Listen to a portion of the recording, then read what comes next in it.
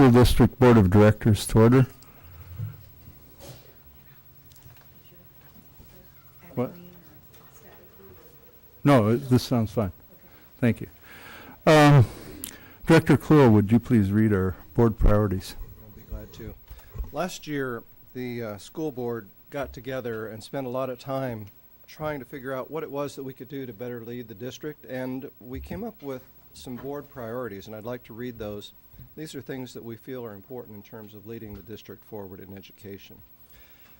The first of our priorities is to ensure that academic success for all students by providing leadership and direction to improve the overall learning environment in our classrooms, schools, and district, including the health, safety, security, and happiness of students and staff.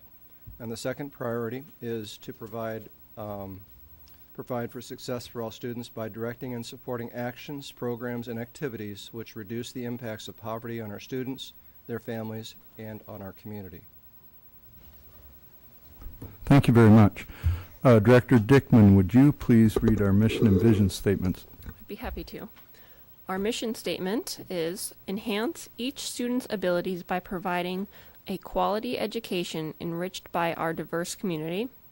Our vision statement is education that challenges conventional thinking, prepares all students to compete in a global society, and inspires our students, parents, staff, and community to answer the question, what if? Thank you.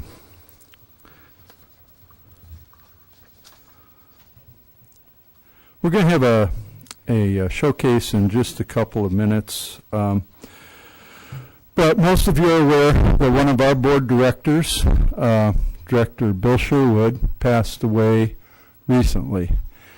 And he was a big part of our board and of our community.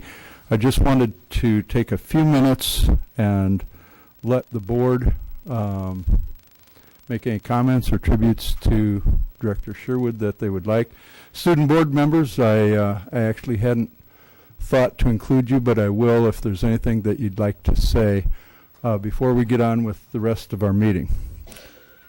Board members? Director Kluhl. Well, Bill was always the first to speak up, it seems like, on occasions. I don't know how many of you watch board meetings, but if you were to count, I think Bill probably began most discussions with us here on the board. So the little things that we do to honor people who have gone. I was thinking this afternoon about a book called Conversations with Maury.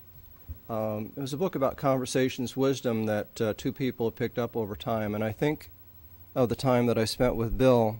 A lot of it was in the car as I toted Bill back and forth to meetings, and a lot of those conversations after board meetings I never really got a word in edgewise, but occasionally we would have trips when we would be able to converse, and learned a lot of things from Bill. And I attended his visitation last week, and it was several of us did here on the board, and it was a very meaningful experience as his daughter led the conversation of folks there in the room, and to hear all of the ways that I didn't know Bill, people who reflected from a totally different perspective from where I am as a board member, and to hear about him and who this person was, and the multitude of dimensions of this individual was inspiring. So it gives me something to live up to.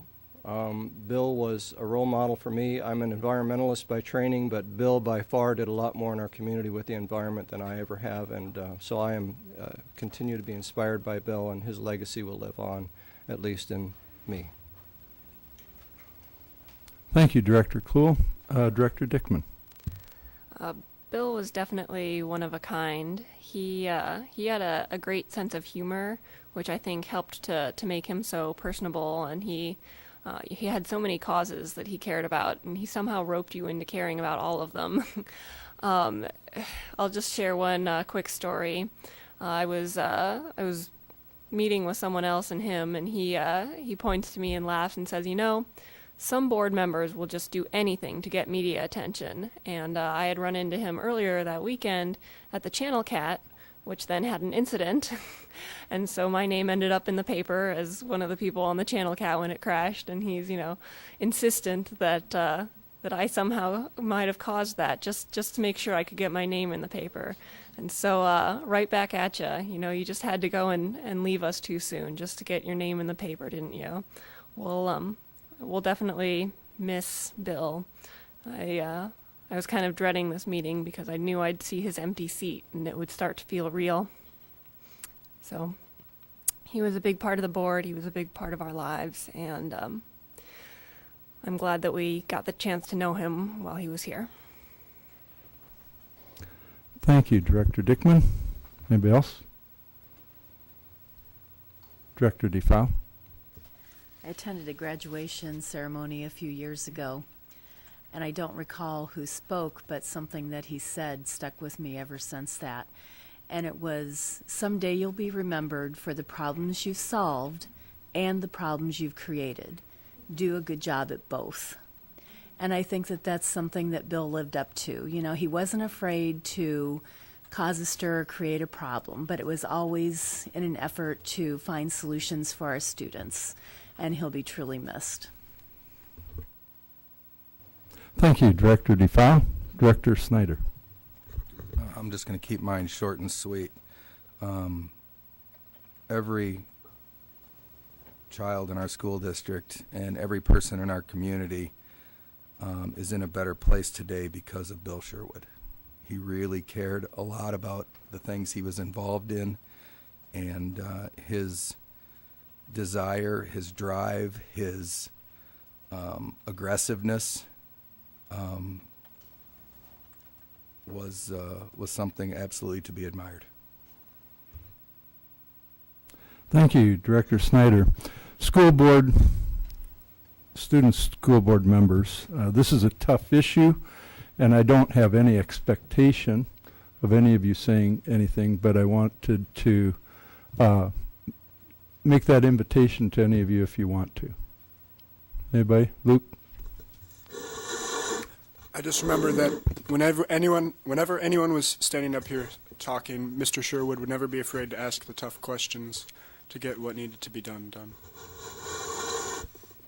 Thank you, Luke. Anybody else? Katie? I was in my first block French class, I don't know, sometime last week, and my teacher was talking, and I was, I'm not good in the morning, so I'm kind of like dozing off a little. And, she said something about, having to go to a funeral and visitation soon, and I asked her who, and I was surprised that I actually knew the name, and I don't know, it really hit me how, everyone is being affected by this, whether they know it or not, whether it's their teacher or their parent or someone they know. I don't know, we're all feeling his loss. Thank you, Katie. Anybody else? All right. Well, I don't have any prepared remarks, but I've had to speak quite a bit about Bill with his family over the past week and a half or so. And over the 3.5 years that he was here on the board, he and I developed quite a friendship. And, every relationship is a little bit different than the other. But I think that Bill's passion for some of these areas helped me grow quite a bit, helped me realize a lot of the things that are really important. Sure, he was big on let's be green. And I look at that and I say, well, it's important, but how important is it? And that's part of these discussions. But always, Bill was able to influence me significantly. It was almost as if he was a teacher. Anyway, we had some fantastic times together, I must say. I've really enjoyed Bill, both in the boardroom and out of the boardroom. And I'm sure our whole board, we will miss Bill. So with that, we'll move on to the rest of our meeting. Superintendent Tate, student board reports. Should we go to the showcase? Sure. Okay. One of the most important parts of the meeting for Mr. Sherwood was the showcases. He loved to hear what was going on. So we have Adams School here today, and Principal Sanders, take it away.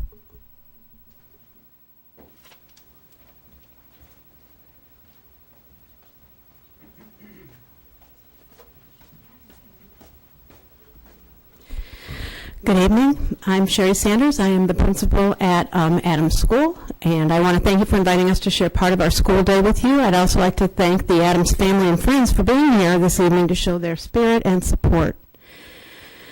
This year, during our school-wide intervention time, I encourage special area teachers to provide cross-content enrichment.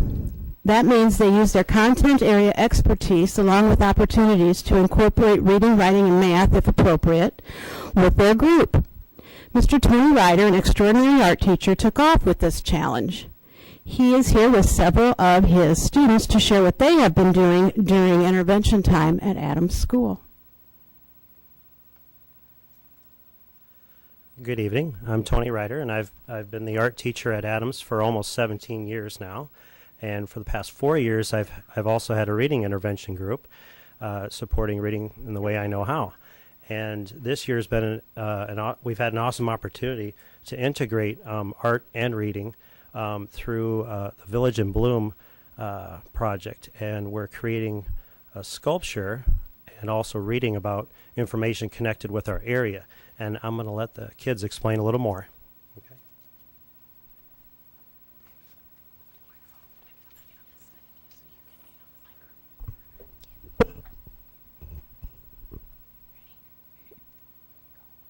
Hello, my name is Davis. For our intervention time, we decided to create a sculpture out of recyclable materials for the Village in Bloom Festival. We also read about information connected to our sculpture. The theme for the festival this year is Wet and Wild on the River. So we brainstormed and read about things in the area by the river. We sketched ideas for the sculpture and presented them to each other. We voted to combine 2 ideas into one. Mr. Ryder sent our sketches and application to Donna Young at Isabel Bloom.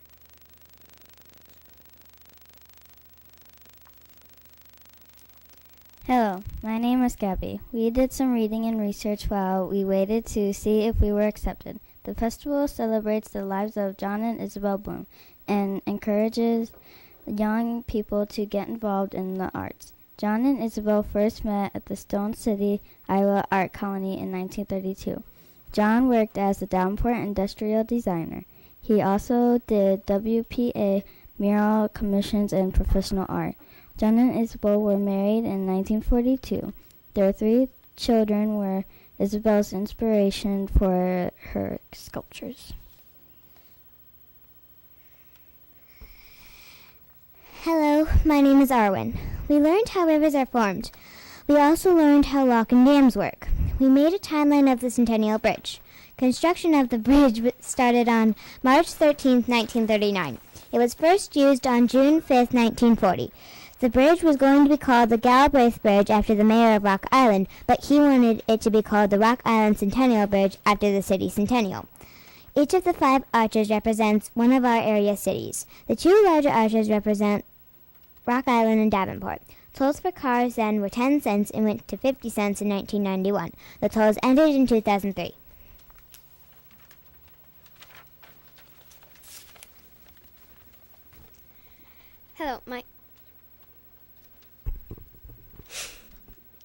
Hello, my name is Paige.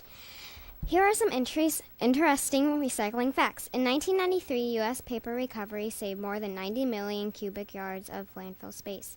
Recycling 1 aluminum can saves enough energy to run a TV for 3 hours, or equivalent of a half a gallon of gasoline.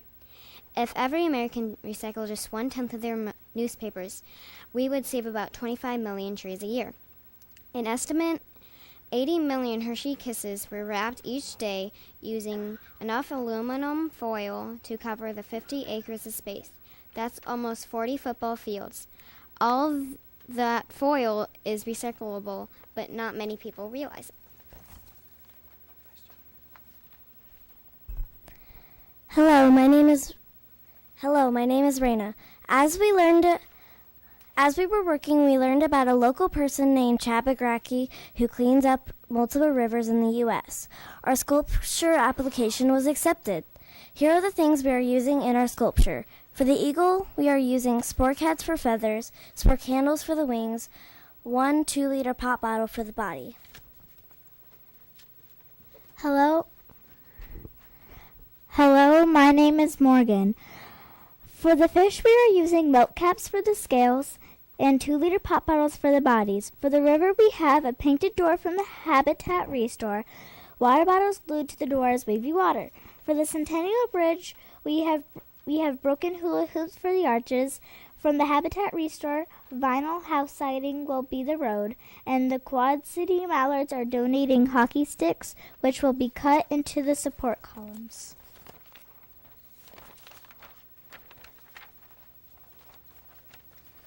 We calculated how many sporks we needed to cover a 2-liter bottle. It takes 16 sporks to cover the height and 12 sporks wrap around it. Then we multiplied. In 5 days, we saved 1,092 sporks from being thrown away at Adams Elementary. Hello, my name is Sam. The sculpture has to be weatherproof, so we needed to drill drain holes for rainwater to pass through. Each one of us got to use the drill. The door needed to be primed before the final color went on. Tempera paint was used to make river color samples, and a vote was taken. Raina's blue-green color won. Hello, my name is Jaden. Cutting and sanding have been a big part of the preparation. Now we can start putting it all together. In the end, it should look something like this. On Saturday, May 2nd, our sculpture will be displayed with others to be auctioned off at the Village in Bloom Festival. Proceeds will go to fund the future festivals and sculptures. We hope to see you there.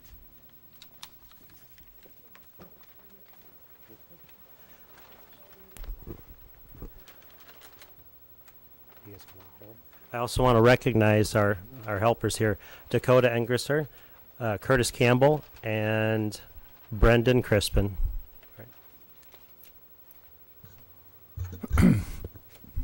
Oh, my goodness.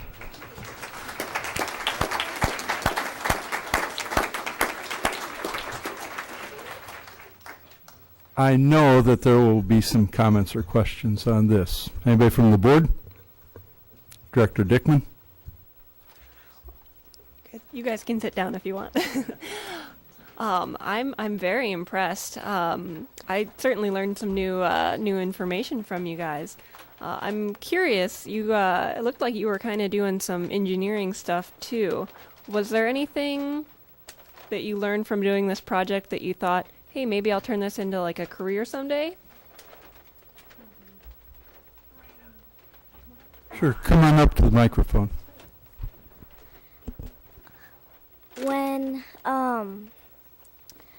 When we read about the facts, it made me want to realize to work at a recycling center or like an owner of one. That's fantastic. Anybody else? Director Snyder.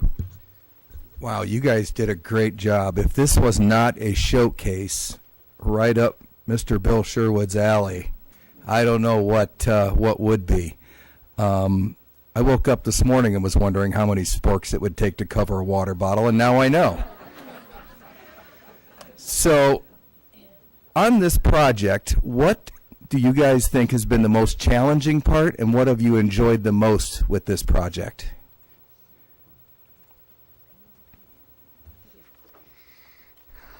Well, I think the most challenging part of this project was, number one, just deciding what we were going to do for the project.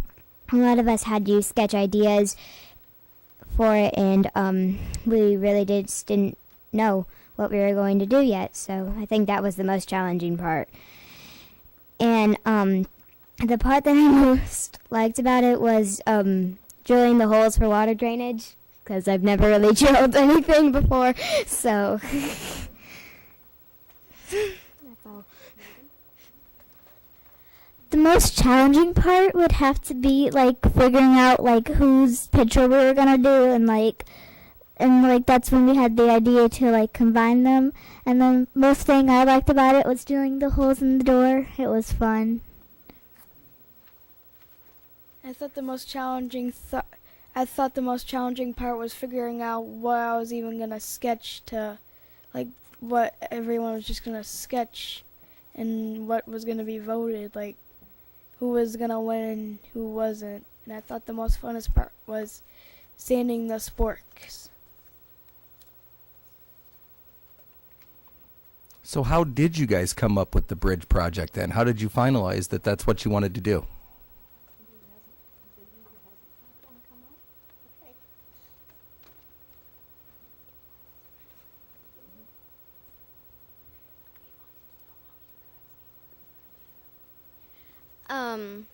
Well, Mr. Ryder kind of came up with the idea of doing the Village in Bloom Festival, but when it came to the sculpture, it was more of multiple ideas coming together, and then we had a vote, which was kind of interesting, with all the numbers going up and down and wee-hoo. And, well, I think that's it. Thank you guys very much. You know, they're building a new I-74 bridge, and I bet you there's not one engineer on that panel that knows how many sporks it takes to cover a water bottle. So you guys might be getting some phone calls. Thank you. Any other, just anything else from the board? Director Kluhl. Well, there's various kinds of arts integration into the curriculum, and sometimes what you do is you read something and then do an art project. This is what's called elegant integration. It's worlds different, and it's so cool because you were doing stuff that was learning, and you probably forgot that it was like learning because it was fun. So you did math, you did government, you did democracy, because this voting thing where the numbers were going up and down, I mean, that's democracy stuff, so you're learning that. You did the math, you did the engineering, all while you were having fun. So here's a question. Do you think you would have done better in school if you'd had a regular lesson rather than going out, spending time voting, making the project and stuff? Do you think you learned as much as if you would have just had a regular lesson? You guys are good verbalizers. Can somebody get up to the mic and talk about that? I don't think having an actual lesson would help us learn more, because even though we only have 40 to 50 minutes to work on this each day, except for Wednesdays, we still have a lot of time, and we've been working hard, and we still need our actual lessons in school. So during our intervention time helps us have time for schoolwork, and then gives us a break and lets us work on this. Excellent. Great answer. Thank you very much. I'm proud of you all, and I'm proud of Adams. I think this is the kind of things that districts of distinction do in the classroom to make a difference in your lives. Great stuff. Anybody else? Katie. I just wanted to say good job, and I can only imagine how much you guys have learned from this project, because I learned so much just from the however long that was. I just wanted to ask you guys, you obviously learned a lot, but what did you learn from this, or have you learned from this so far? What are you taking away from this experience?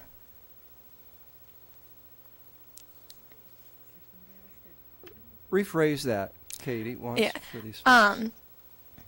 What did you learn, and like later from now when you look back on this, what are you going to remember about it?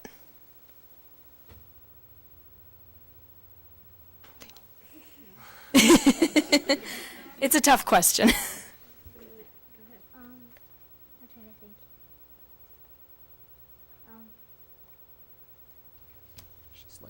I think like we learned that like you can like take something that's like not so fun and like combine it with other things to learn and like make it fun to do instead of just sitting there looking at it and trying to figure it out. Like you can make it into something fun.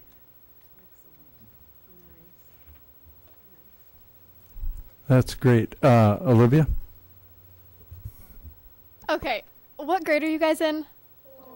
Fourth. You guys are so like mature, and you guys are such good readers. I am so impressed. So that's yeah.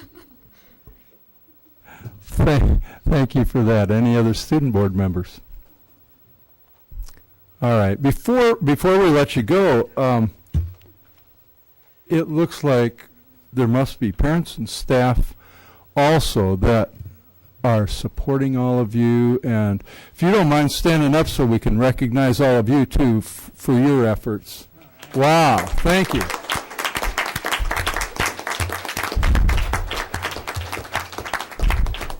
Yeah, thank you all very much. I think this was an incredible presentation, and I was thinking about Bill Sherwood almost the whole time, and I think that all of you did just an amazing job, and seriously, thank you to all the staff and parents for all the hard work and support that you give all of our students. Thank you very much.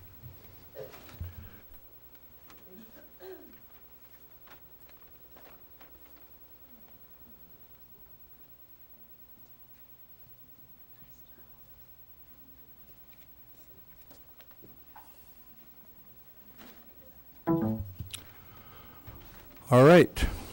Well, we'll move on to student board reports. Superintendent Tate. Luke, you want to start? This weekend we had a swim meet at UT. We placed 7th out of 12. And our basketball games, the student section has been getting a lot better. We're getting better school spirit, I guess. Show choir season has officially kicked off. We just competed at Muscatine and we placed in finals. And then we also performed at our school's Spreeod. And then we had Spree the following day, and it was at our gym. And one of our students, Kellen Myers, was the DJ for it. And everyone had fun, and it was a good time. Well, our girls basketball team is doing extremely well, and we actually have one player, a freshman, Chrislyn Carr, who not only has broken like 3 or 4 records, but also she is the top scorer in the state for girls basketball. So she's doing extremely well. And then we got underway with our show choir season as well, with our varsity group West Connection placing in finals at the Mount Zion Invitational and our prep group winning grand champs. And then our robotics team also is headed to state.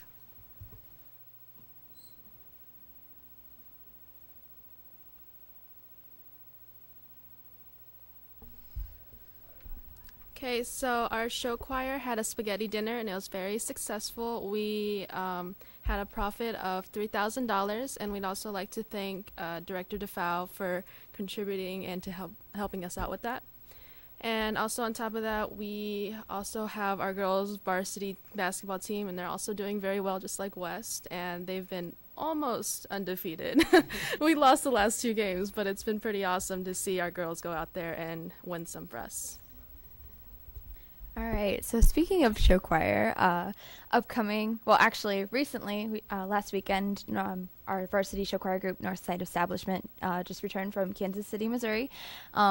There we got to stay overnight in a hotel and have a really nice show choir competition there. We ended up placing 3rd, And it was a wonderful opportunity to go there, and we took it as a learning experience, and it was just a great opening to the season and really motivated us. So upcoming this weekend, the 31st, we have the Big Dance, which is our show choir competition that we host at our school. And this year we have 23 groups attending, so we will be using both the auditorium and the gym in order to have the groups competing. So that's exciting. I think for Big Dance, yeah. It's been a while since it's been that high.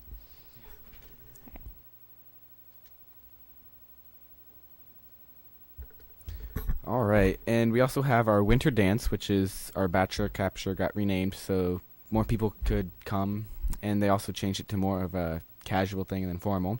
It's on the 7th, and then Brennan Bladel set the school record in swimming. I don't know what event it was in, but now he's ranked 3rd in the state for that event, so go Brennan. Any other reports, students? Thank you very much. We appreciate it. All right, thank you. We'll move on to communications. Director Snyder, would you review our upcoming events?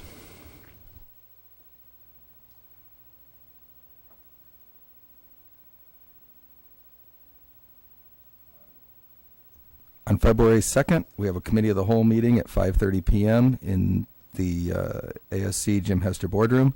On February 3rd, a legislative advocacy committee meeting at 3 p.m. in the ASC Executive Boardroom. On February 4th, we have a policy committee meeting at 4 o'clock p.m. at the ASC in the Executive Boardroom. February 9th, we have a regular meeting at 6 o'clock p.m. at the ASC Jim Hester Boardroom. February 16th is our annual Get on the Bus trip to the Capitol in Des Moines. On February 23rd, we have our regular board meeting at 6 o'clock p.m. in the ASC Jim Hester Boardroom. Thank you. We'll move on to open forum. We have 2 open forum requests this evening. Excuse me. Director Dickman? There was one event that we didn't get on the calendar. Oh, that's correct. You want to go ahead and let people know. I appreciate you bringing that to our attention. The Legislative Advocacy Committee will be sponsoring an event. A parent will be presenting more of a parent-to-parent and community member event talking about the funding disparity between Davenport and some of the other districts in the state. Some of you may know that Davenport is allotted $175 less per student, which has a significant impact on our budget to the tune of around $3 million. So if you are interested, you can join us at Mid-City High this Thursday at 6 p.m. to learn more and learn how to advocate to your legislatures how you feel about that. Great. Thank you for that. Now we'll move to open forum. Open forum is a time for members of the community to give input at a board meeting regarding school district issues or concerns. Individuals who want to speak should fill out an open forum request and give it to the board secretary prior to open forum. The board will not act on any issue presented during open forum if it was not published as an agenda item. The Iowa Open Meetings Law prohibits action on any issue that is not on the agenda. The president will set the amount of time allowed for individuals to speak during open forum. The board asks that no charges or complaints be made against individual employees of the district or community during open forum. Remarks that reflect negatively on the character or motives of any person will be called out of order. We have 2 open forum requests, and you'll each have 2 minutes. First will be Rebecca Menard, and second will be Rodney Blackwell.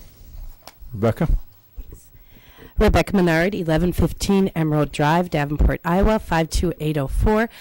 Good evening, Dr. Tate and board members. I'm here speaking on behalf of Davenport Education Association on the issue of setting the school start date. While we understand the high priority in planning for our school year, we respectfully request that you delay your final action on that issue until the last possible board meeting. We are hoping that possibly something from the state legislature and a future ruling or action between now and the deadline may happen. So while we understand it's on the list for the agenda for discussion this evening. We do respectfully request if you would consider delaying your action, though we know the priority in setting it is important. We're just hopeful for some changes at the state level. And thank you for your consideration of that request. Thank you, Rebecca. Next is Rodney Blackwell. Rodney Blackwell, 2110 Aspen Drive, Davenport. Dr. Tate, board members, parents. I would like the school board to seriously consider talking about a policy, discussing a policy where Davenport School District administrators, non-bargain for employees, live in the Davenport School District. I think if we're going to be a district of distinction, it starts at home. I believe we have to have skin in the game if we're going to be successful. I think this is, if I'm a congressman, I must live in the district that I represent. If I'm a senator or a legislator, I will live in the district that I represent. I don't think it holds well for Davenport School District, and it does not hold well with parents. Thank you. Thank you, Rodney. And thanks to both of you, and always thanks to everybody that participates in our open forum. We'll move on to the consent agenda. May I have a motion? Mr. President. Director Kluhl. I move that the board approve the consent agenda as written. Thank you. Is there a second? Second. Is there any discussion?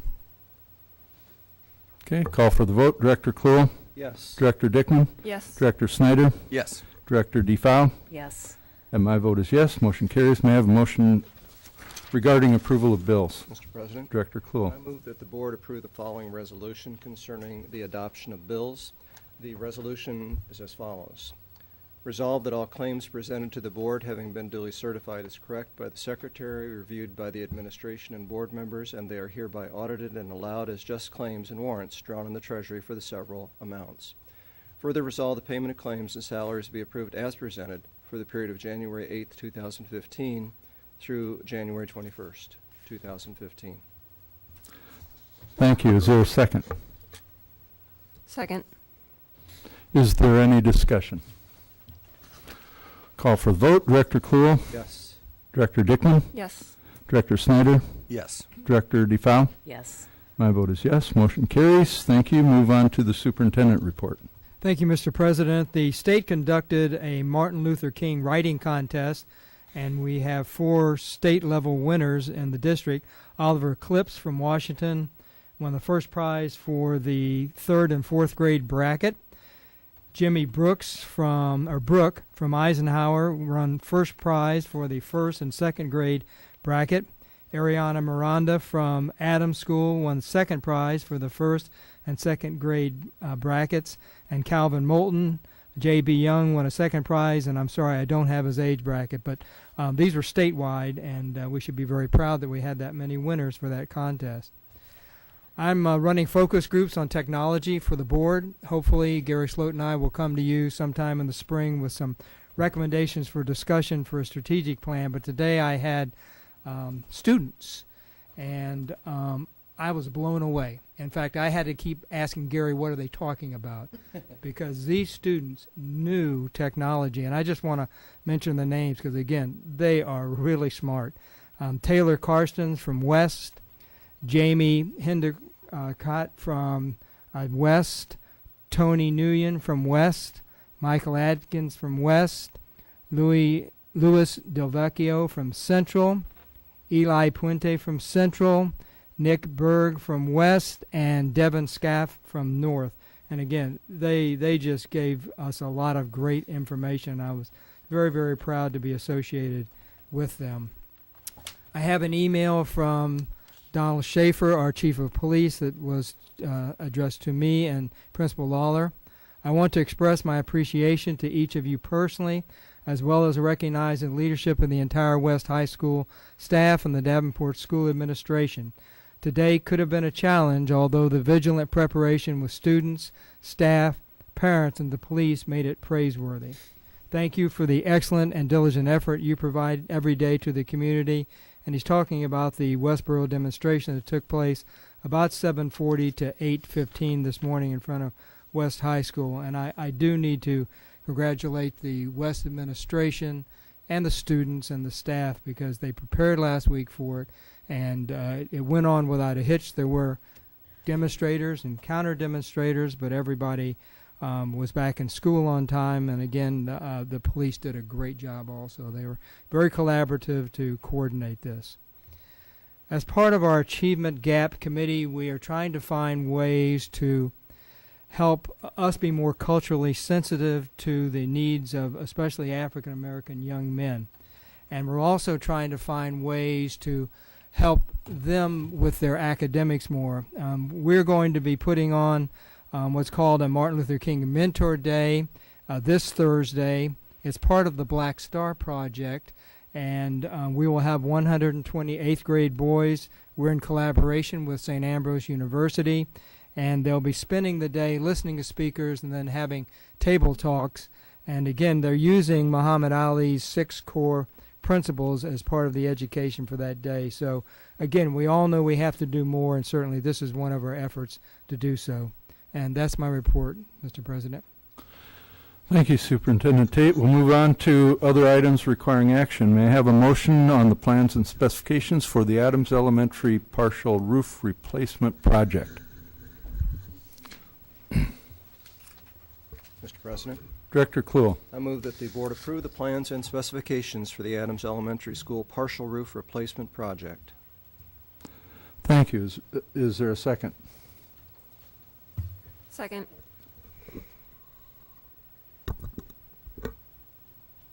We will now hold a public hearing on the proposed project as published in the Quad City Times on January 16th, 2015. Anyone wishing to speak on this project, please step forward to the microphone and state your name and address for the record.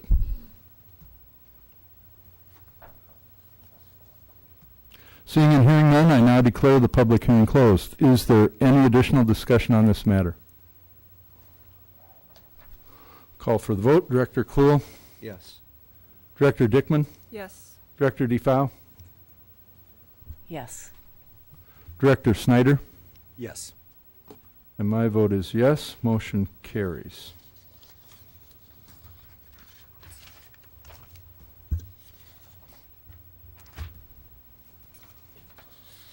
We have a motion on the plans and specifications for the Madison Elementary partial roof replacement project. Mr. President, Director Dickman. I move that the administration's recommendation that the board approve the plans and specifications for the Madison Elementary partial roof replacement project. Thank you. Is there a second? Second.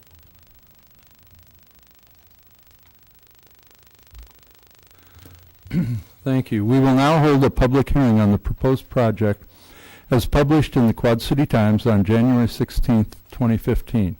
Anyone wishing to speak on this project, please step forward to the microphone, state your name and address for the record.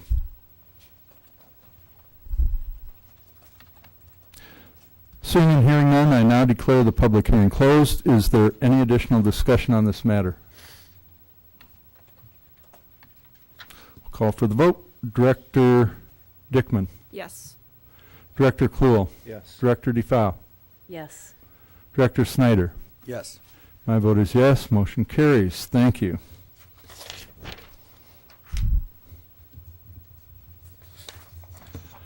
May I have a motion on the plans and specifications for the Hayes Elementary restroom addition and gym window replacement project?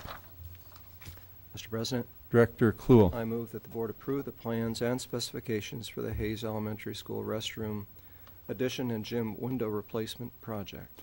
Thank you. Is there a second? Second. We will now hold a public hearing on the proposed project as published in the Quad City Times on January 16th, 2015. Anyone wishing to speak on this project, please step forward to the microphone, state your name and address for the record.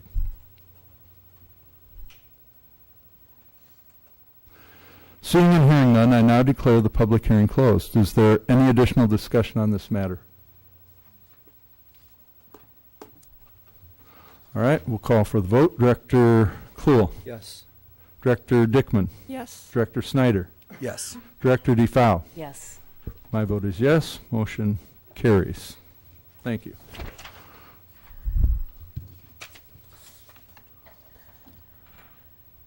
May I have a motion on the plans and specifications for the West YMCA gym, air conditioning, and pool project? Mr. President, Director Dickman. I move the administration's recommendation that the board approve the plans and specifications for the West YMCA gym, air conditioning, and pool project. Thank you. Is there a second? Second.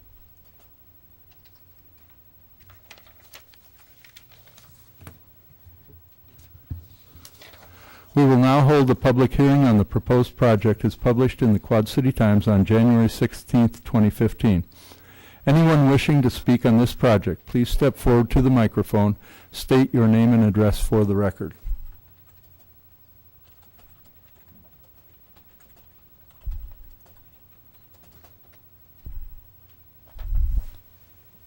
Seeing and hearing none, I now declare the public hearing closed.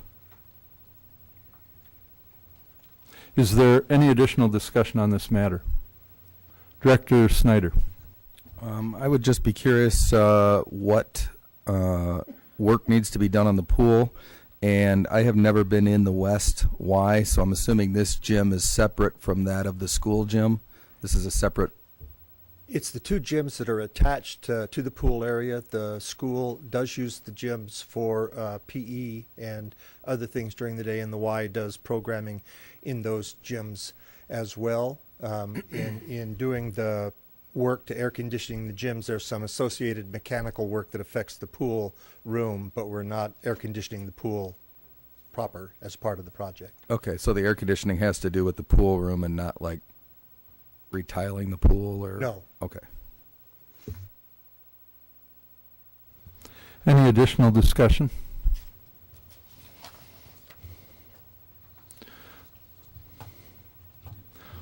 We'll call for the vote. Director Dickman? Yes. Director Kluhl? Yes. Director Snyder? Yes. Director DeFau? Yes. My vote is yes. Motion carries. Thank you. May I have a motion regarding approval of the Raptor system? Mr. President. Director Snyder.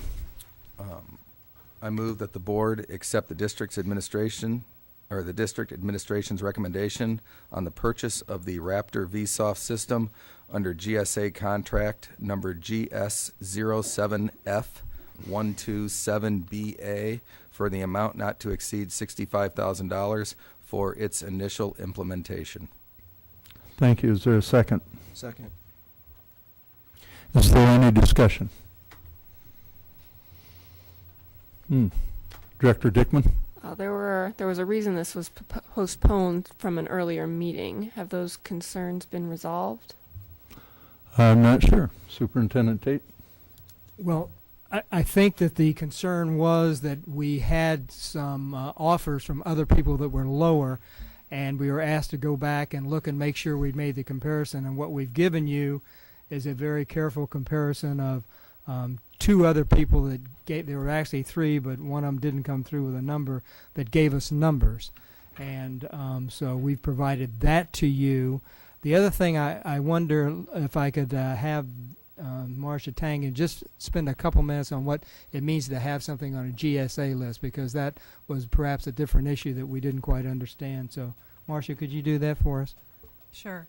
The GSA stands for General Services Administration, and it's a centralized authority to assist local, state, and federal agencies in the acquisition of products.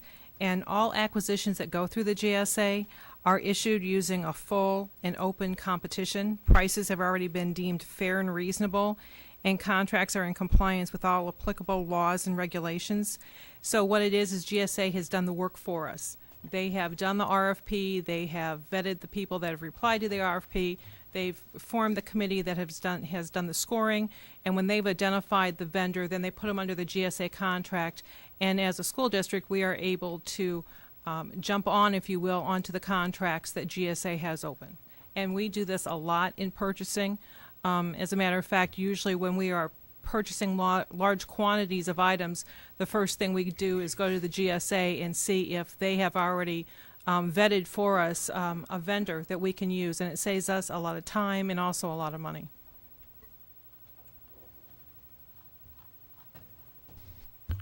Director Dickman, did that satisfy your question? I guess the only other thing is does the administration have a high level of comfort then?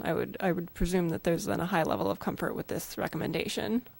We after the last meeting, we've gone over it very carefully. We've had meetings, and we've looked and compared, and yes, this is the system really that we need to have. Okay. Thank you. Any additional? Director Snyder. Just for verification, if I remember correctly, our target implementation date on this was going to be fall of 15-16 next year?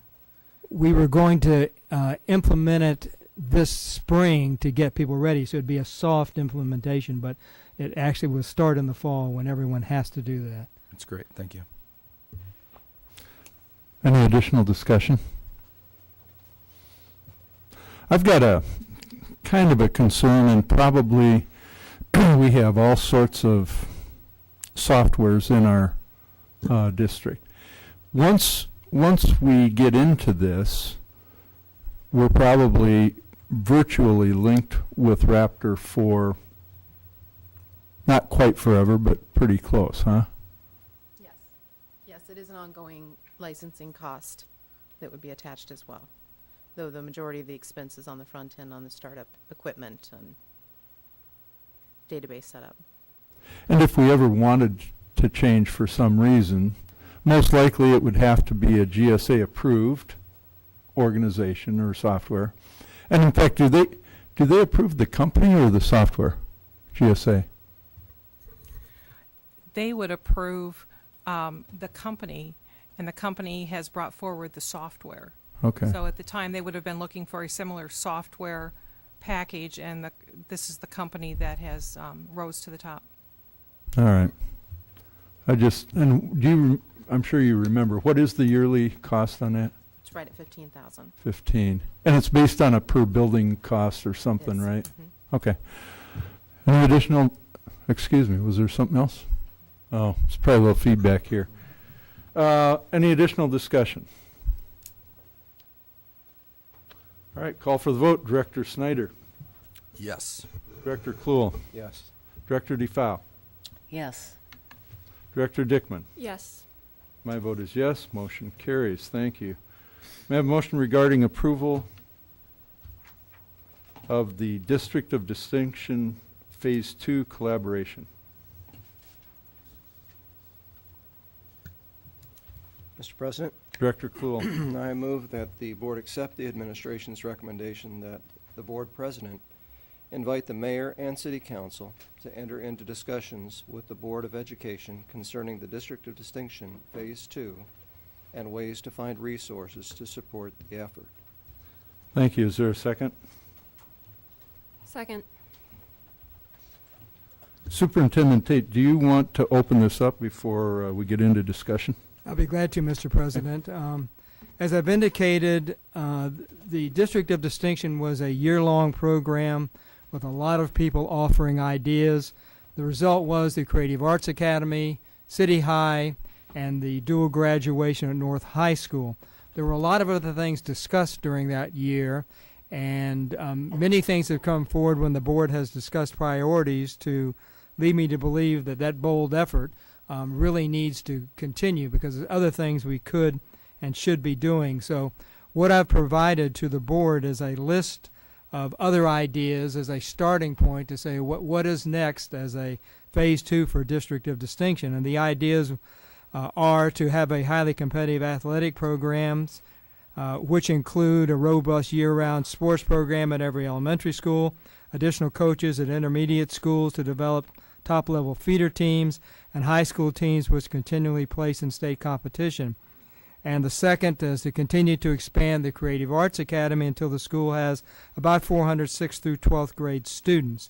And third, to develop a standalone STEM academy.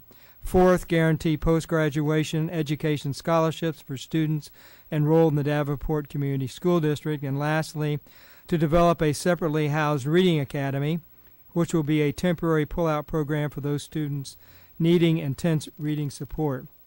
Certainly, these are the only things we should consider, but my thought is for this board to discuss with city officials the idea about having these stand for our city and our district as ways to not only keep people from leaving our district and to bring other people in, but to try to make certain when people are looking for a place to live that they land in Davenport. So that's the basis of my recommendation. Thank you very much. Any comments, discussion from the board? Director Dickman. I'll start us off. How are we paying for all this, and have all of these things been shown to have a significant impact on student achievement? Are you talking about the 5 things listed on this? Yes. How to pay for them is why I'd want you to have a discussion with the city. Okay. Because certainly we don't have enough money to do that. And I would say yes, I mean, everything there is, I think, has been proven to be highly impactful when it comes to student achievement and to have a successful district. For example, the competitive athletic programs, we've talked about that for years and years and years. Quite frankly, I think we need help to do it. We need a feeder system, but we are not able to do that alone. So can the city help us? Maybe they could. But yes, I think everything in there would have a visible as well as measurable impact. Some of the things that you mentioned from Phase 1, I know the Creative Arts Academy is not coming out of the general fund, but some of the costs for the dual enrollment, those are coming out of the general fund, correct? The dual enrollment has not cost us additional monies. The Creative Arts Academy has, but only in the effect that the cost of the students that we have to train or to educate them, and City High School to this point has not cost an additional money. It's just monies that we've used for the normal high school program and grants that we've gotten for some of the engineering programs that we have. Okay, I just wanted to clarify for the public that these are not general fund dollars. Again, the Creative Arts Academy does have some, but we have major donors to help with the Creative Arts Academy. Thank you. Any additional, any additional discussion? Director DeFau. Do you view approval of discussion with the city as endorsement of the Phase 2 elements that you're presenting? I mean, it is by voting yes to initiate conversation, is that in fact a yes toward pursuing each of these elements? Because I don't know that the board would be in a position to do that tonight. That was not my intent. My intent is you need a starting place so that you just don't go and say, hey, let's make things better. Let's make things better. We need help to do it. Here's a place to start, and then go from there. I'm sure this will not be the final list. Okay, so as long as it's clear that this is not an endorsement or some stamp of approval that we are going to pursue and expect to roll out these 5 initiatives in the next X number of years, then I would be more supportive of engaging in a conversation. And that's my intent. Did you have more? Okay. Director Kluhl. So it's my understanding that these are more of a starting point than a distinct list of items to be pursued. Yes. Well, the District of Distinction, we've already talked about it. I mean, the District of Distinction is the bright spot in some otherwise gloomy days that we've got in terms of trying to fund our resources, and the rain seems to continue to come from the area of Des Moines as we try to pursue adequate funding.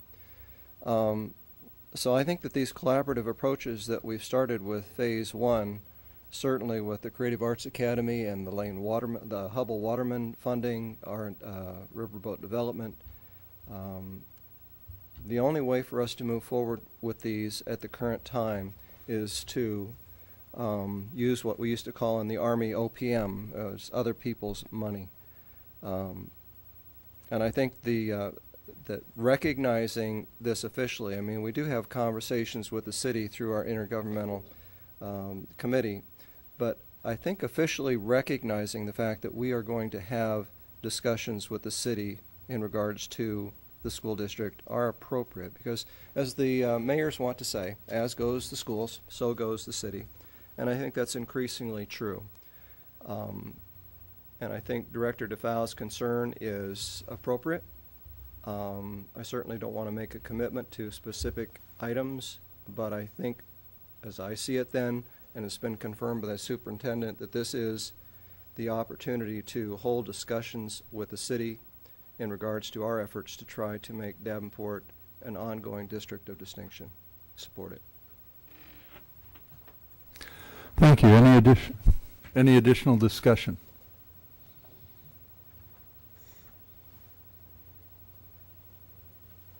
Well, I guess I have to say that I certainly think this is a really good idea. Yeah, these informal relationships and discussions that we have are important, but being able to officially discuss certain things with the city, and I really appreciate Director DeFow's thoughtfulness in making sure that we do recognize that we aren't necessarily saying that these 5 items are where we're going, and that they're only a list of possible ideas. But I appreciate also the superintendent's recommendation that we go ahead and get started on this. So, any additional discussion? All right, we'll call for the vote. Director Kluhl. Yes. Director Dickman. Yes. Director DeFow. Yes. Director Snyder. Yes. My vote is yes. Motion carries. Thank you.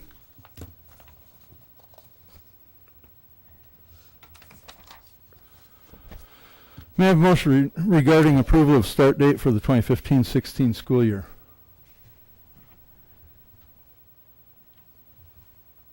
Mr. President, Director Dickman.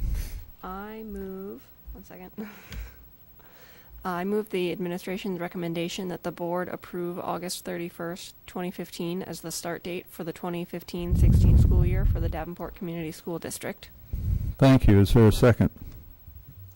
I'll second this to get the discussion going. Thank you. Is there any discussion? Director DeFow. Mr. President, I move to postpone action on the school start date until such time that the governor amends his current directive to the Department of Education, or until the deadline stipulated by law for vote, March 15th, 2015. I didn't capture all that. You moved to amend to postpone until what and what? I move to postpone action Mm-hmm. on the school start date until such time that the governor amends his current directive to the Department of Education, or until the deadline stipulated by law, which is March 15th, 2015.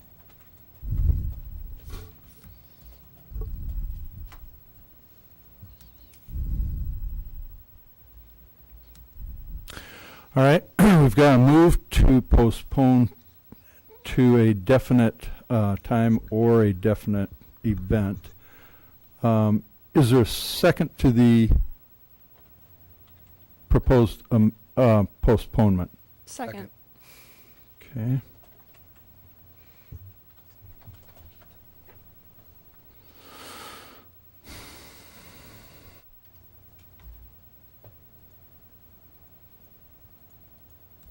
All right, we'll have discussion on the amendment, or I'm sorry, the postponement.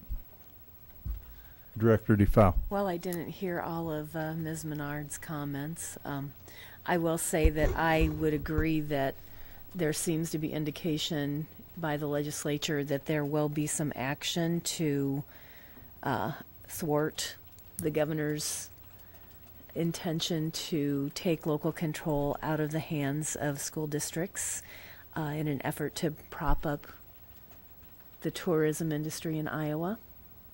And I am willing to hold out until such time that we are forced to comply with a start date that isn't in the best interest of our students. Okay, thank you. Any additional discussion? Director Kluhl. Well, as you might have guessed, the board is very supportive of local control, and I think most of the 360 districts in the state of Iowa have pretty much come across with the same thing at their board meetings most recently. And in fact, we have representatives in Des Moines this evening from administration that are attending a House committee and will be doing presentations there. I have talked to a couple of legislators about what is going on. There seems to be bipartisan support for supporting local control, but realistically it seems like there is not going to be the big move that boards would like to see in terms of doing away with the state declaring when that start date is and allowing school boards to make that decision, which is hopefully where we would like to be at some point.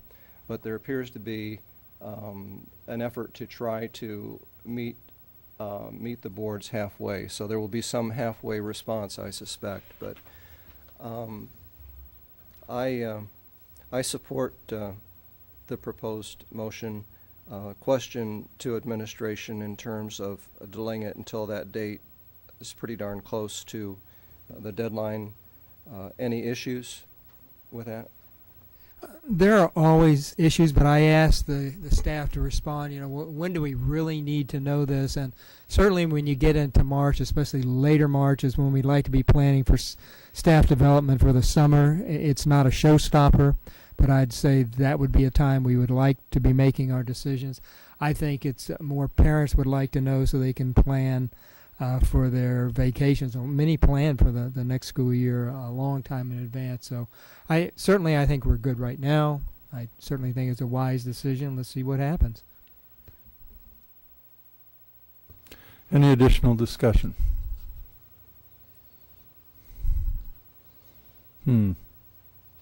Well, I've got a few things to say then. But before I do, student board members, anything? All right. Oh, Luke, were you? Go ahead. I really don't. It doesn't make a difference to me really when we start school. Even if I would be going to school next year. I wouldn't mind that much. So I'm not really clear on why the governor has decided to change it. I think it should be left up to the districts. It doesn't personally make a difference. All right. Thank you. Oh, Bennett? I'm very much with Luke on this one. It's to the students, it doesn't really matter so much as we don't get out when it's like 120 degrees out in the classroom for 2 months.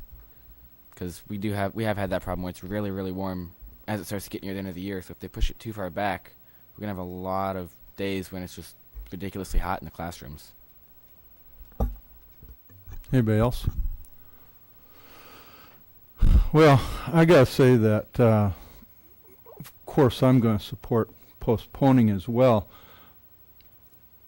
I've been thinking about this for quite some time, and I guess I'd say I'm furious over what they're doing. I think that the original legislature that set this up and to think about what that means, that the following will not constitute a significant negative educational impact. And that's part of the code. And that's our standard if we want to not comply with the way that the law is written. And so the way that it's written, blah, blah, blah, and the Iowa Department of Education's director or designee in circumstances where the request is based on a determination that a starting date on or after the earliest starting date specified in Iowa Code would have a, in quotation marks, significant negative educational impact. And I started thinking about what we're all about, which is student achievement. And I thought, why would the legislature say we're going to balance and significant negative educational impact is here and student achievement is here? And if we have a minor student achievement over here, it's trumped by significant negative educational impact.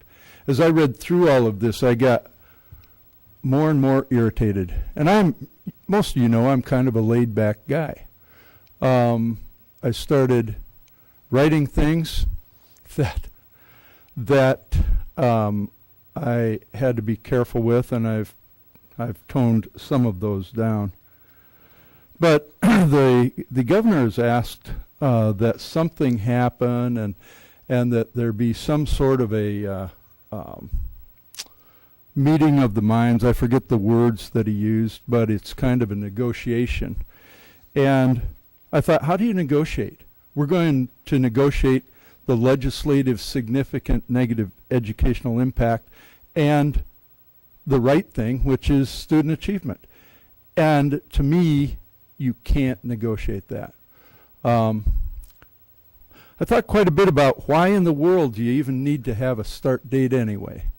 You know, if we didn't have a start date, then the board would establish a start date. That seems kind of simple to me, but I doubt if it's simple to our legislators. I don't have any confidence that our legislators will come to any sort of an agreement. I've talked with some of the legislators, and they've explained to me the way things go in Des Moines, and it is most likely not going to go the way that we hope. That's what I'm getting. And so I'm prepared to say, okay, we'll do what we can. We'll advocate our positions. But my belief is that we are getting trumped here, and that tourism is trumping education. And I was thinking about the motion that we just passed, which was the approval of the District of Distinction Phase 2 collaboration. And collaboration was used earlier in tonight's meeting a couple of times. And I think about collaboration, and I think that is important. And collaboration, to me, doesn't mean our legislature and our department simply saying, well, here's the rules, and we're going to make it exceptionally difficult, if not impossible, for you to get this early start date waiver. And I thought, here we are. We want to extend our hand to the city in a collaborative effort. We want to work together. And the appearance to me is that the legislature is probably doing some things to accommodate some of our whining. I believe that the department will do what the governor says, and I believe that the governor has his own thoughts on what's most important. I guess I've probably said my piece, and people probably know where I stand. So I'll leave it at that. Is there any additional discussion on the move to postpone? All right. If not, we'll call for the vote. Well, maybe. Oh, maybe. I just shortly. I mean, Ralph got this started, and I don't want to pile on, but I was thinking today of the silo, the SAVE now, the local option sales tax money that we use to do things like air conditioning in the schools, a project that the district has said is very important in terms of the education of our kids. I was thinking, how disingenuous is it that our state legislator is telling us, the legislature is now telling us that we have to move our start date to a time that meets their concerns, and we've just spent millions of dollars, of taxpayers' dollars, to provide air conditioning in our schools so that we could start at the appropriate time. So I want to put that out there in case you're doing a letter writing campaign. This is an issue that I think bears repeating to our state legislature. Thank you. Director Snyder. I guess just a couple things to kind of cap on what both Director Johansson and Director Kluhl said. All of our schools are air conditioned. Its efficiency is sometimes questionable as far as, some rooms get warm, some rooms, are fairly cool. But it can get just as hot in the second week of June as it can in the last week of August. So really, if we start later, it can still get warm going into there. So that, I guess, arguing point is kind of mute. I've also heard from people that, they're for the later start date and they like the state's law because then it gives the kids a longer summer. Well, they don't get a longer summer. They're still in school for 180 days. So if they start later, they get out later. They have the same amount of time for summer break, family vacations. I've heard from numerous people that starting a week earlier encroaches on family vacations. They know the schedule well ahead of time. They can plan a family vacation accordingly. It's the same number of days in the summer. It's that simple.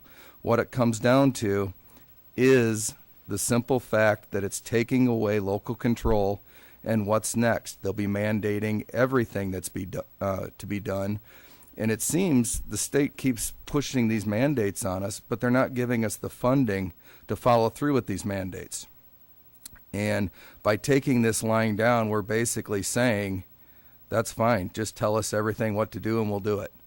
And that's not why school boards are there. That's not why we volunteer our time to look after our kids. Every district is a little bit uniquely different. I think it's shameful for the state to push corn dog sales ahead of student achievement in our schools. I think that's absolutely shameful. You can call it whatever you want, but that's exactly what it is. Our kids are our first priority. Their achievement is our first priority. So I guess with that, that's all I have to say. Thank you. Any additional discussion? I've got to say a couple more things. First, I believe that the superintendent's recommendation is the only recommendation that could be made based on the way that the law is written, and that my vote to postpone and my opposition to this whole start date has nothing to do with support for the superintendent's recommendation. I think he made the right recommendation with what he had. Second, when Director Snyder was talking about budget and all this, and I thought, wouldn't it be cool if we could negotiate with the legislature? Earlier, Director Dickman mentioned that $175 of per pupil spending that we don't have in this district. That represents close to $3 million per year. And I thought, how about if, I'm not going to make this as a motion, but I would consider trading start date for getting that equity in per pupil spending, give us the $175 and fund it also. I'd be willing to support their motion or their law of starting that week of September 1st. But that's probably not going to happen. So, any additional discussion? All right, we'll call for the vote. Let me find it here, just a minute. Director Dickman. Yes. Or, wait. Oh, this is the motion to postpone until the governor amends or until March 15th. Yes. Okay? And I made that motion. Right. Oh, I apologize. Right, I had that's over here. I apologize, Director Dickman. Director DeFow. Yes. Director Dickman, Yes. Director Kluel, Yes. Director Snyder, Yes. and my vote is a resounding yes. Motion carries. Thank you very much. May I have a motion regarding approval of Wood Intermediate Project? Mr. President, Director DeFoe. I move that the board accept the administration's recommendation and approve the lowest responsible responsive bids of Estes Construction, Jim Geis Commercial Roofing, East Moline Glass, L&L Floor Covering Incorporated, W.F. Scott Decorating, Hometown Plumbing and Heating, Continental Fire Sprinkler, and Tri-City Electric for the Wood Intermediate Gym, HVAC, and Music Renovation Project in the amount of $3,317,003. Thank you very much. That's probably the longest motion that we had. I apologize for you having to read that. May I have a second? Second. Is there any discussion? All right, we'll call for the vote. Director DeFoe. Yes. Director Dickman. Yes. Director Kluel. Yes. Director Snyder. Yes. My vote is yes. Motion carries. Thank you. May I have a motion regarding approval of Fillmore project?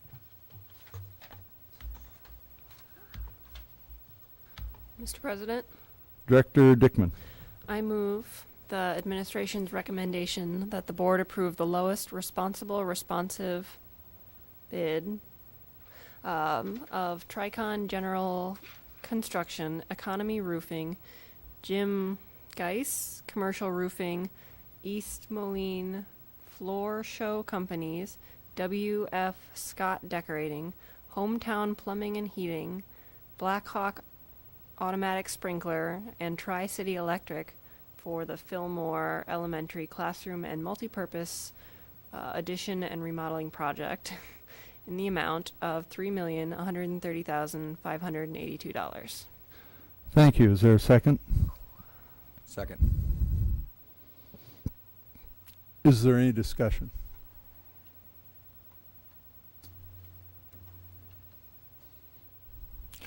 One thing I think for the record, and there were a lot of companies there, but one of them was East Moline Glass, and I think it may have sounded like East Moline Floor Show Company. So I just wanted to clarify that.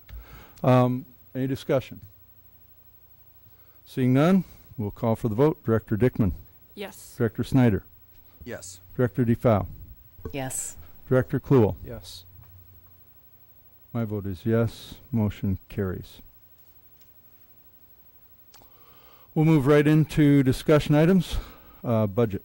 Superintendent Tate. Thank you, Mr. President. I'm not going to talk very specifically tonight about our budget itself. I want to discuss somewhat what we've recently learned is the House bill that will give us 1.25% supplemental state aid for next year. Representative Thiede actually called me to ask if I could come to Des Moines tonight at the public hearing, and I needed to be here because of a couple of things that we were doing. But Bill Schnaden is there, and he will be giving a 3-minute talk. So I'd like to talk a little bit about what he's going to say, and just to provide some fodder for the meetings coming later with the public and anybody interested. Davenport is one of 163 districts across the state will be on budget guarantee because of our loss of enrollment, which is essentially only 1% in additional funding. To us, if we, with that 1%, there's going to be an increase in property tax of an additional 18 cents in tax levy for the taxpayers just to fund us at the budget guarantee. If we get a 3%, and this is what the assumption we made, if we had a 3% increase, we were looking at approximately a $4 million budget reduction, and as you know, that's what we've been working on all this time. So at 1.25 with a budget guarantee, we're looking at another $1 million in reductions, or about $5 million.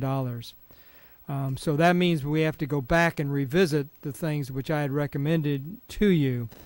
For example, closing schools, although we know that cannot happen next year.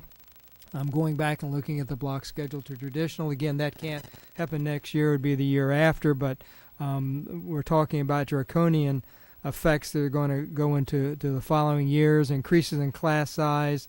We're going to have to get down and cut some of the programs, such as extracurricular, athletics, dual enrollment courses, and lengthening the walk zones. We talked about that for a while, but those are the big ticket items, and that's where we are, because we know for a lot of years we've been reducing the budget, and the often used term, we've picked the fruit that's closest to the ground, and now we're really going to have to go for the big things. I'd like to read verbatim one thing that I asked him to read about how I feel about this 1.25% offer. It appears that the governor is including the teacher leadership and compensation system funds, which were granted to school districts, as part of the overall calculation of supplemental aid contributions to education by the state. If so, that is a bait and switch. The teacher leadership and compensation system is an amazing and transformational change, but it was advertised and explained as an addition to normal operations above and beyond what districts were doing. The teacher leadership and compensation system primarily added teacher leadership positions. To now consider those funds as part of the state contribution to supplemental aid means that we have been misled about the funding of the program. When Davenport Community School District was considering whether it should buy into the teacher leadership and compensation system concept, some teachers warned us that we couldn't trust the state to continue to support the district and that funding would be pulled, thus destroying the system. Dr. Tate, our superintendent, assured the teachers that the state was an honorable partner and that this would never happen. To his surprise, the 1.25 offer of supplemental state aid is exactly what the teachers warned about. So I'm ticked, and we all ought to be, and it is a bait and switch, and we shouldn't let them get away with it. So I've got to go back to the drawing boards and now give you the worst case, and I'll do that at a future meeting.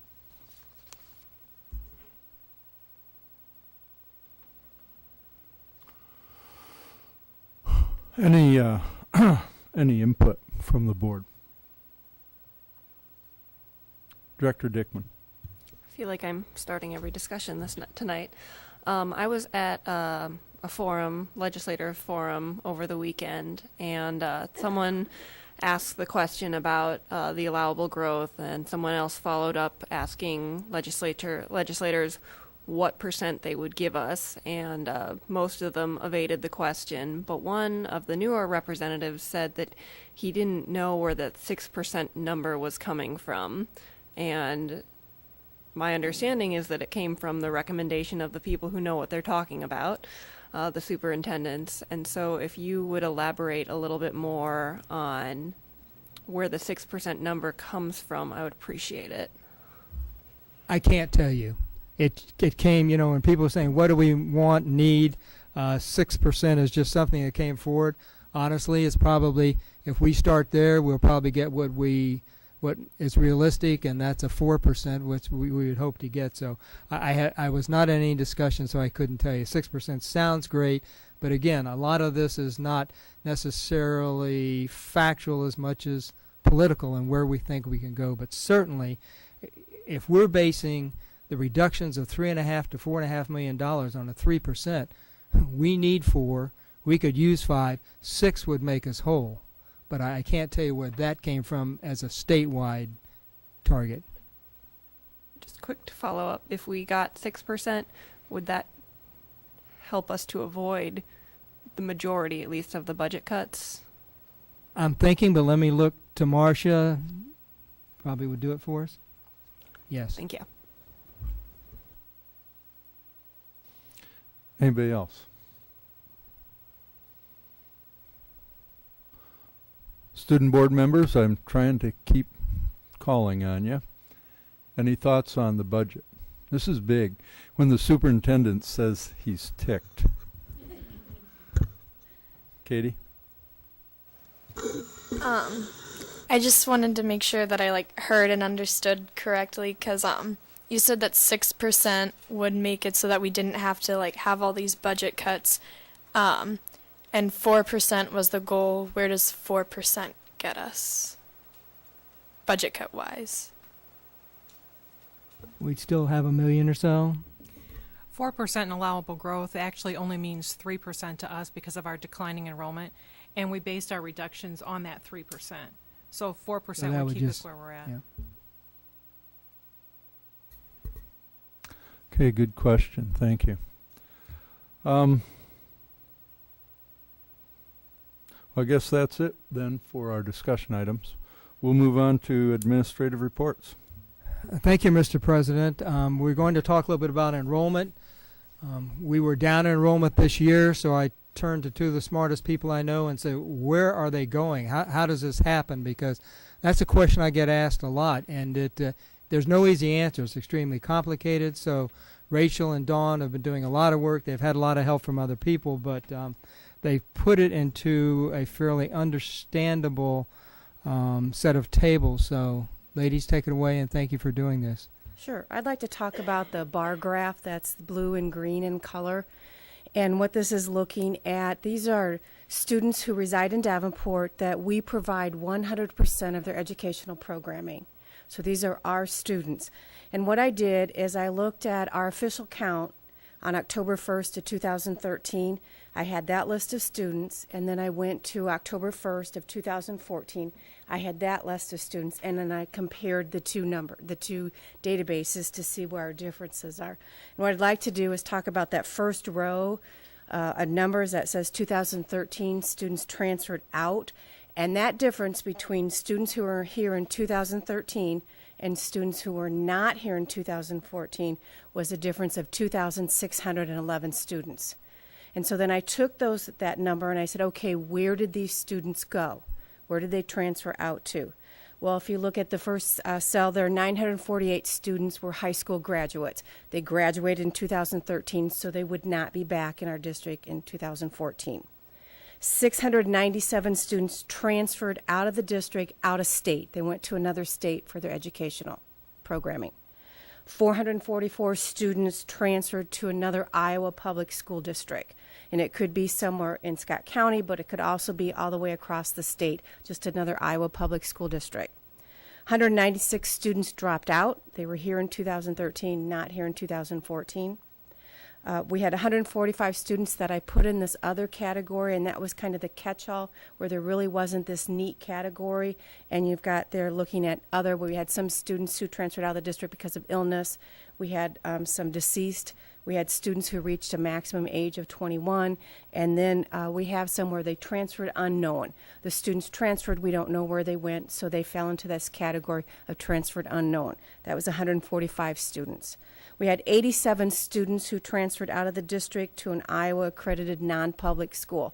That would be Assumption, Holy Family. In our area, it could also be another non-public school across the state.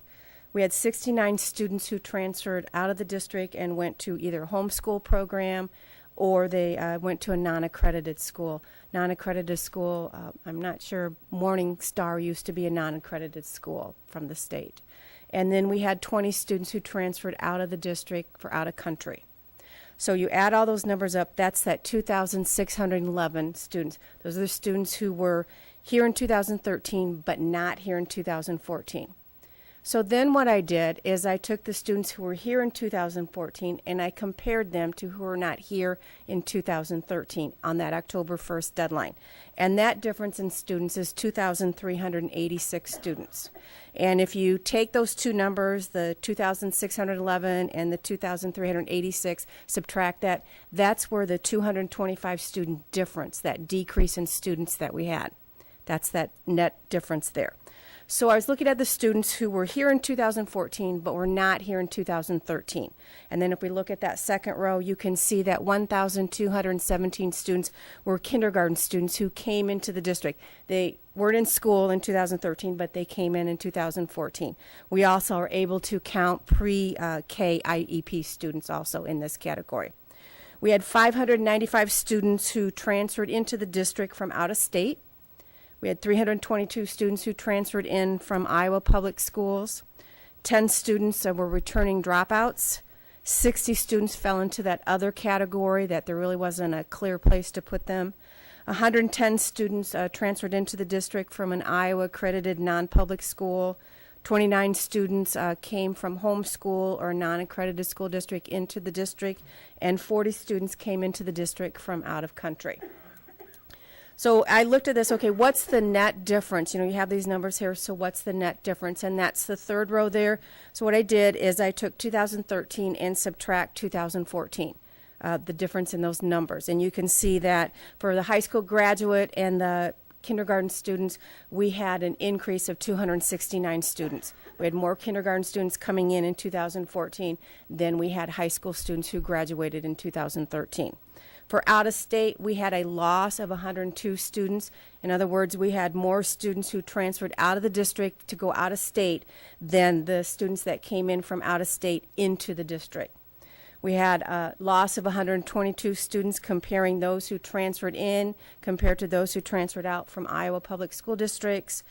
Returning dropouts and dropouts, we had a decrease of 186 students. We had a decrease in that other category of 85 students. We had an increase of students who transferred in compared to transferred out of 23 students from Iowa accredited non-public schools. We had a decrease of 40 students, those who transferred in compared to transferred out from homeschool non-accredited. And then we had an increase of 20 students. We had 20 more students who transferred into the district from out of country as those who left the district for out of country. And so looking at these numbers, this is kind of the first time we looked at that, and it was like, are these typical? Are these unique to this year? So what I did, and you can see that fourth row there, is I went back and looked at 2012 October 1st count and 2013 October 1st count, and I did the same thing, and I've just given you that net difference. And so you can see they're pretty typical as of with 2012, 2013, although the magnitude of the numbers are different. You can see that for high school graduates and kindergarten students, for 2012 and 2013, we had an increase of 425 students. Now, we had an increase from 2013 to 14 of 269 students, but that increase was greater for the 2012 to 2013 school year. And then you can start to see that we had a decrease from out of state, although it was not as large in 2012-13 as it was in 2013-14. A decrease of 71 students from Iowa Public School District, decrease of 180 students for dropout to returning dropout, 85 difference for other, which is really the same from the 2 years looking at the comparison. We had 30 students, an increase of 30 students from 2012 to 2013, and then you can see as a comparison. What we want to do is we want to continue to look at this, so when we get our certified enrollment count on October 1st of 2015, I will take that number and then start to see the categories that our students get. And I think, as Dr. Tate said, one of the most complicated things is people will ask me, well, who are those 225 students? I can't give you the name. I can show you that we had 2,611 students who transferred out of the district, and then we had 2,386 students who transferred in. But that 225 is a net difference. It's really not specific students. So this is kind of looking at our enrollment and looking at these, again, are students who reside in Davenport, and we provide 100% of their educational programming. Where did they go? What were the categories that they left the district or as they came into the district? Before I go on, are there any questions on this one? Anybody? I do. So when I look at all these numbers, and you don't have very many data points, just a couple of years. I mean, correct. And yet when I look at these and I try to see trends, and I'm trending two numbers, and that's kind of hard. But if you look at like the trend from last year to this year in these different categories, so other than the first one, the second one, the difference between the 2 points is 20, right? For the 2 years. Yeah, and it's a negative 20, the way I read it. Correct. So if those were the only two data points I'd say, wow, we lost 25% in that category, right? Mm-hmm. Okay. And so then you go the next one, we lost 50, and the next we lost 6. Next is even money, but but I think about that, and then I think about this information I think must must lead to our overall trend. Is that correct? In enrollment? Our overall trend as, In terms of certified enrollment, or however you want to count it, on a per year basis. correct. Okay. And that's where, I mean, all of this somehow would be captured in total enrollment, right? Correct. These are, again, these are just students who resided in Davenport, and we provided 100% of their educational program. This does not include students who open enrolled in, students who open enrolled out. Right, right. It's only Davenport residents. Just numbers. Okay, in that. great. Thank you. That's all I got. Any other questions? Okay.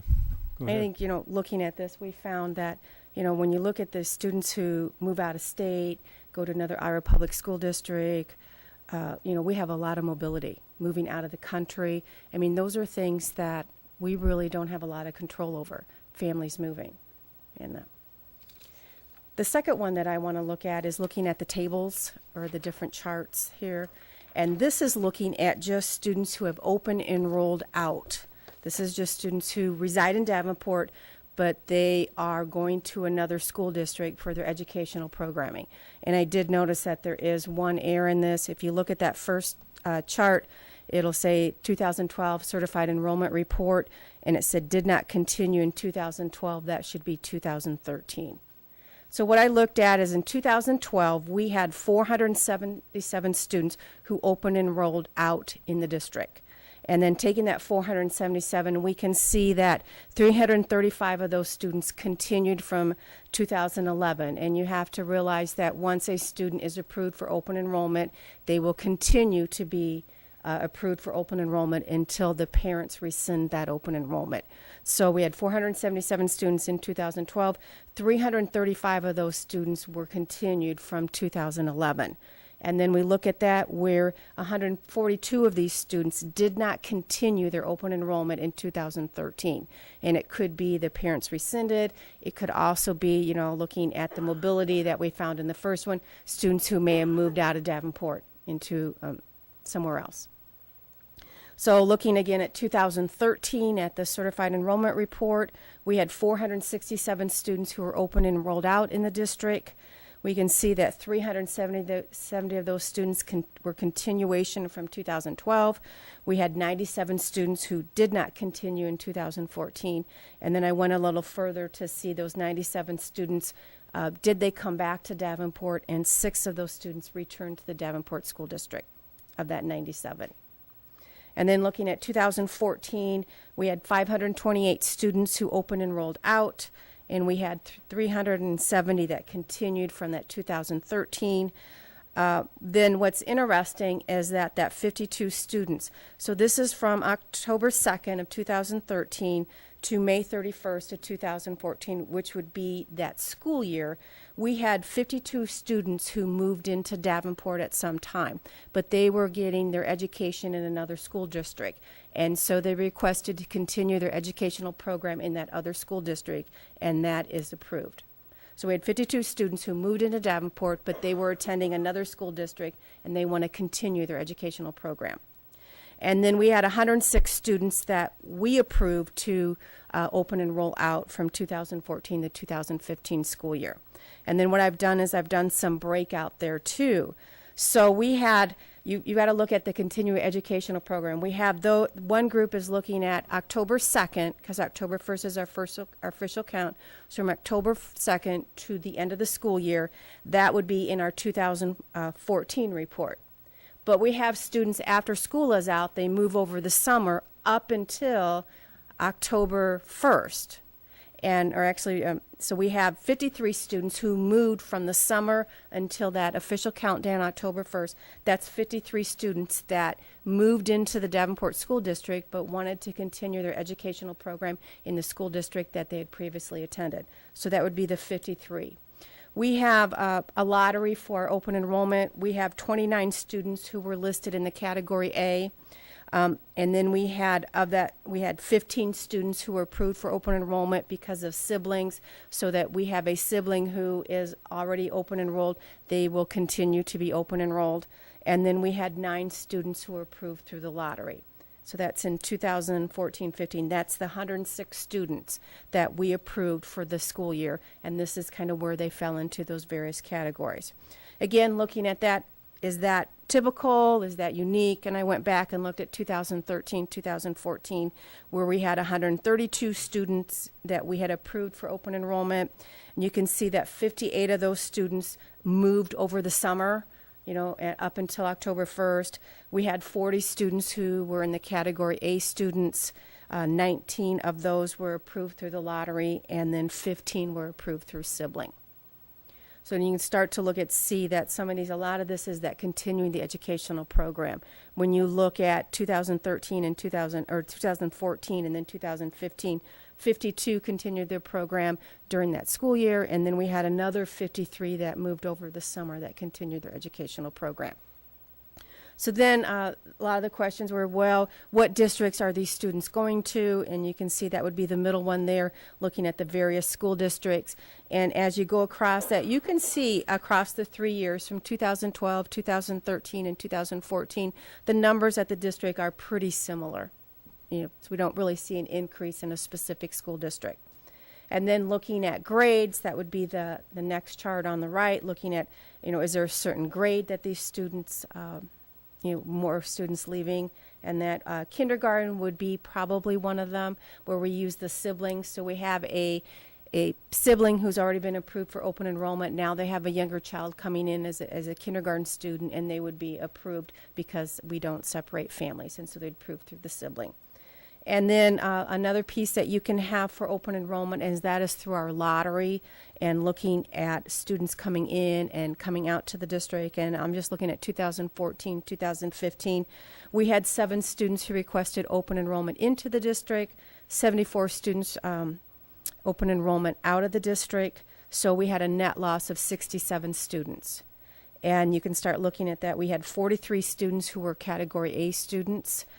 We had 13 students that were approved for open enrollment because of the lottery, and then 18 students were approved because of siblings.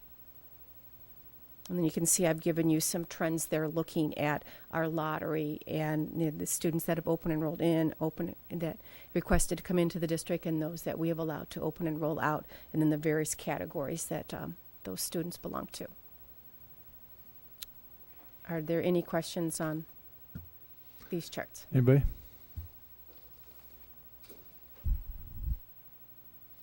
Well, I got a couple more. I love this information. Good. I really It's been kind do. of fun to put together and, Yeah. and just kind of see. Yeah, it really looks like it would be. I appreciate all the work that went into it. I just wanted to make sure that I understood it.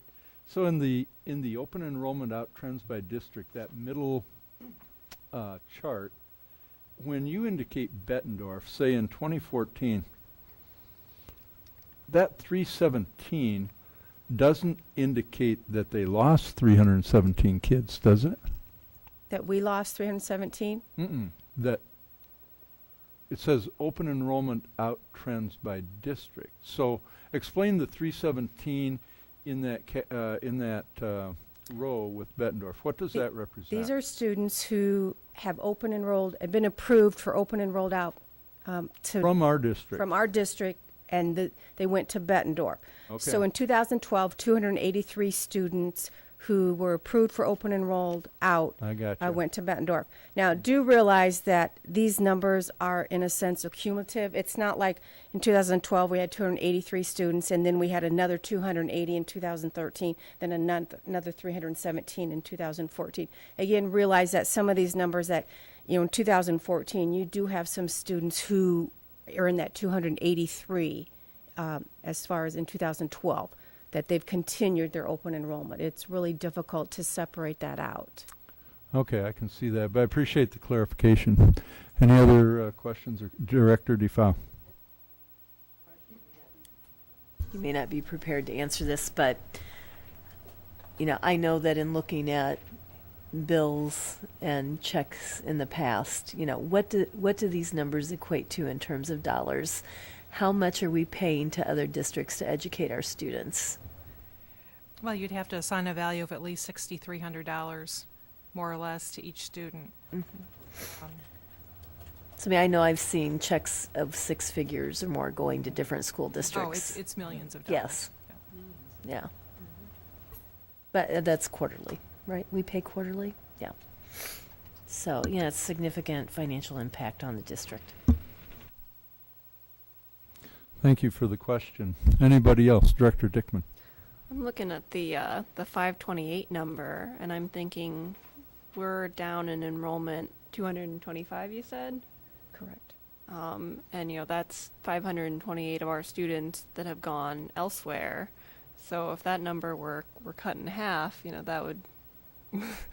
I'm thinking, I don't know if, I know we briefly reviewed our diversity plan just to make a minor quick fix, but I'm wondering if we want to revisit it when we're not in such a bind,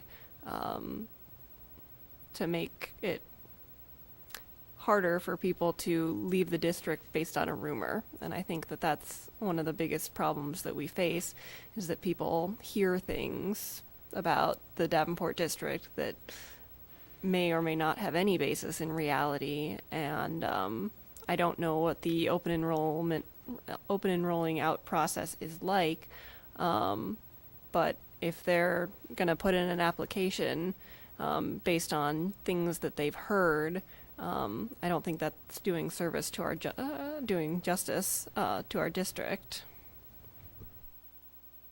All right. Excuse me. Thank you, Olivia.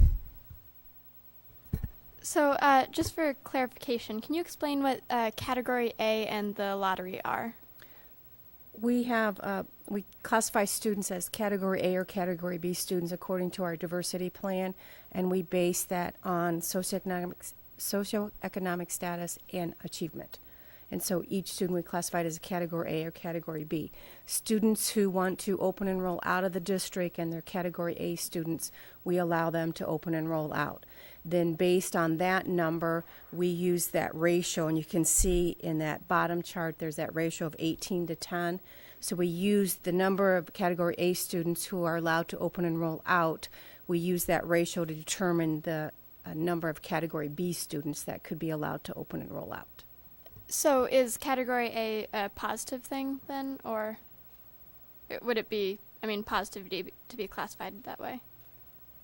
You would be low achieving and Okay. low socioeconomic. Okay, and what was the lottery? The lottery is based on those Category B students. Category B students are high achieving students and high socioeconomic status. So we can allow a ratio of 9 to 5. So for every 9 Category A students we release, we can let 5 Category B students out. Yes. Is that a ratio the district imposed or state imposed? This is a ratio that we create. So we have each student is calculated as a Category A or Category B student, and then we look at the district ratio, and that's how we come up with that ratio. Bennett, it's part of our diversity plan. We had to actually have that plan approved by the state. We cannot vary from that plan, so that's the way it says we're going to do it, and then we have to follow it. Good question. Anybody else? These questions, and the ratio is A to B, right? Yes. The way that you've, and if you trended that, the trend would say, and this is the district ratio, right? This is the district ratio, correct. And is that the district ratio of the schools or of the students? It would be of the students. So We also then do the same thing for buildings, so that Right. you remember the one chart that would show here's the district, and then we Right. have Category A, Category B schools compared to the district. yeah, I'll have to get into it later, but it still looks to me, just looking at it, that the trend is that we've got more B students now than we did 4 years ago. From a racial perspective. racial And then probably it's, I don't know if it's from an actual, because of how many students we got, but anyway, we're trending in that direction. It looks like. Mhm. Okay, thanks. Do you have more? I'm going to Okay. turn it over to Rachel. We've done some brainstorming and, looked at some strategies and some things that we can look into further. We didn't want to come to the table with numbers without talking about strategies to address some of this. As you can see, it really is across multiple audiences. So there's a third document in your packet that walks through those with some brief analysis around that first category of just sort of annual matriculation, comparing our incoming kindergartners to our graduating high schoolers. And in a lot of cases, this really is more of a loss in net gain in this case, where though we are continuing to gain more kindergartners than we are graduating, that gain is slipping. So that's a piece of the issue.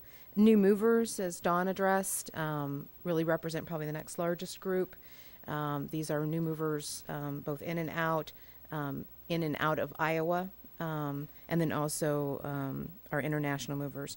The homeschool non-accredited, this is the only place where we saw a real shift going from a positive gain each year to actually slipping to a negative in this last year, so a loss of 51 students total.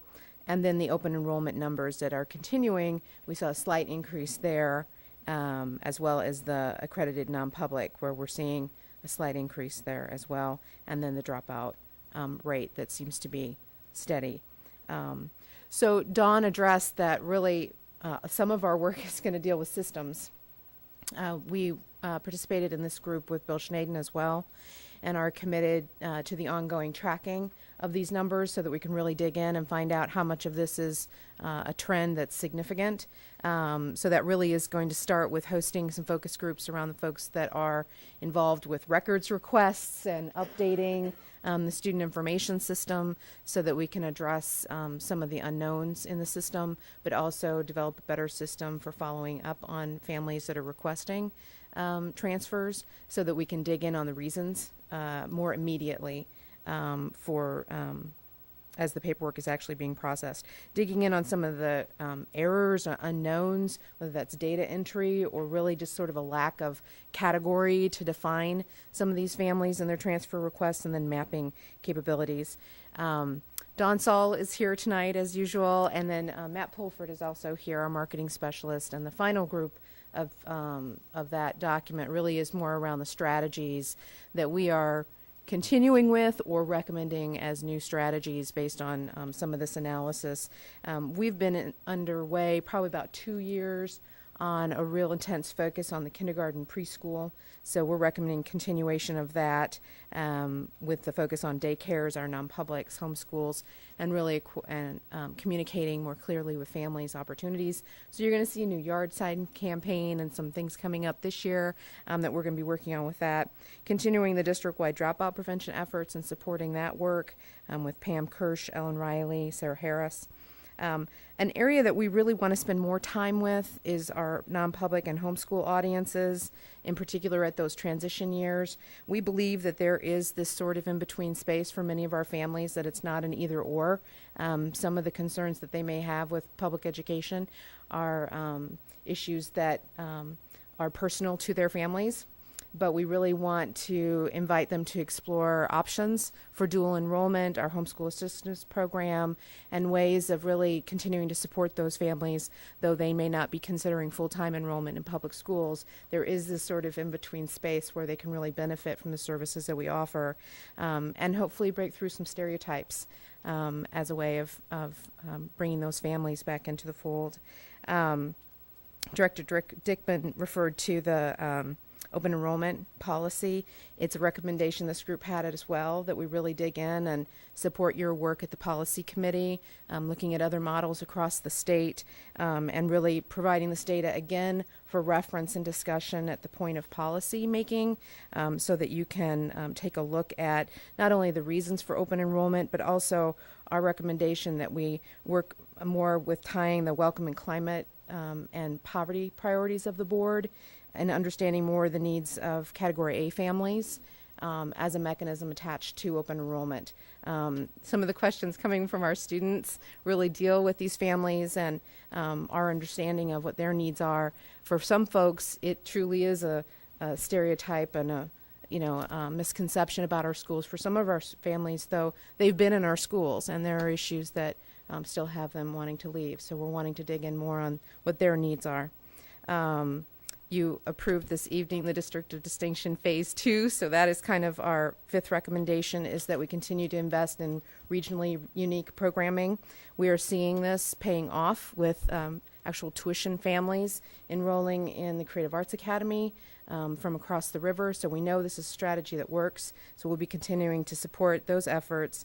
And then Don's discussion on our movers and can we affect that decision making, and continuing to work more aggressively with our realty and relocation communities, our city and economic development community on getting more actively involved in population retention and population attraction efforts across the community to really tie our work with overall economic growth and population growth in the community. So those are our recommendations. That will be our work for the next several years, and really digging in, finding out more, and hopefully bringing back more information to you all on these strategies. You ready for questions? Mhm. Okay. Any questions, comments from the board? Director Dickman? Is opening up the diversity plan an option, or would that cause more problems than it would solve? Yeah, it's on. I'm just not close enough. Okay, sorry. Is opening up the diversity plan an option, or would that cause more problems than it would solve?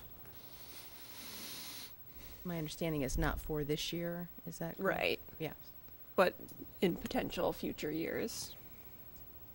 Yeah, Director DeFau, you want to take a shot at it? It's my understanding that any substantive change to the diversity policy opens the door for us to lose the provision for that policy. The only reason we were allowed to have a diversity plan is because when the state, or when the Supreme Court threw out desegregation plans several years ago, you had to have a deseg plan in place to be able to move to a diversity plan. There were only 7 school districts in the state of Iowa at that time that had a deseg plan that were allowed to transition to a diversity plan. Should we lose the diversity plan, we lose any ability to curtail open enrollment out of the district. So I think it would be a very calculated risk. Yeah, I think that's correct. It's something that the board could look at, and it would be a calculated risk. What do you want to do? I'm wondering if any of our student board members want to chime in. Are any of you interested in learning more about the diversity plan, or are your plates full?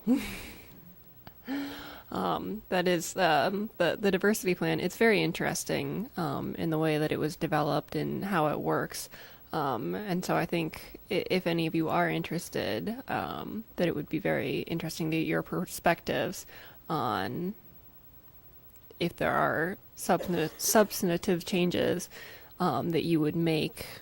Obviously, that's if we decide to open the Pandora's box that is our diversity plan. Thank you. Any additional comments, questions?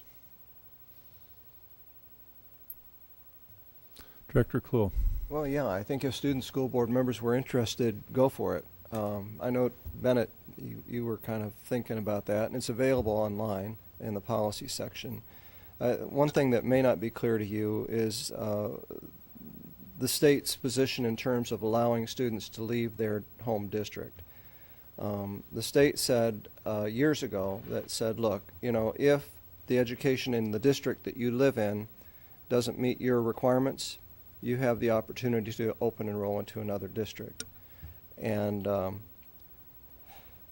so what we've done in trying to maintain our diversity here is to put a restriction on the number of students that we allow out, because the state said you just don't have to open it up wide open. If you're trying to maintain diversity in your district, you have a reason to create a program to restrict the number of students who leave your district. So that open enrollment program is one that we've continued to work with, and when we created that, there was a concern on the board that at one point in time we wanted to be able to say we no longer restrict enrollment out of our district, and there's been That's why we have things like district distinction. That's why we've got these the Creative Arts Academy. That's why we're moving forward to make this a destination for students. We're not there. And sometimes I wonder if we're any closer than we were when we created this plan years ago.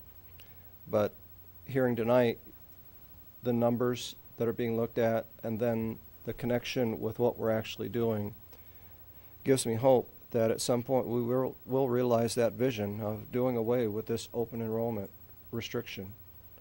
Because when you win the lottery, and that means that you're able to leave the district, what does that say? It's not good. It's not good. Just from a student perspective, I think the alternative learning thing, or I don't know what the word is, resources that we have created over the past however long, the Mid-City High, and then the Creative Arts Academy, the dual enrollment over at West, I think that's definitely what makes this district one of distinction. Throwing little, but I know a lot of times high schoolers will, they'll feel pressure of college and sports and of home and family, and a lot of them struggle with wanting to make their own decisions.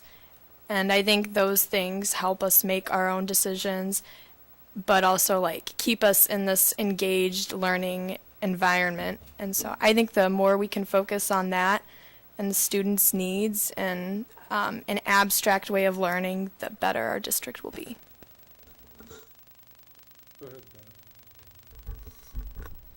When I was looking at the plan, I saw the proposed STEM Academy, and I think that would be an incredibly awesome thing and would draw plenty of people if it was set up right, because to me that'd be something I would want to do if I wasn't graduating this year.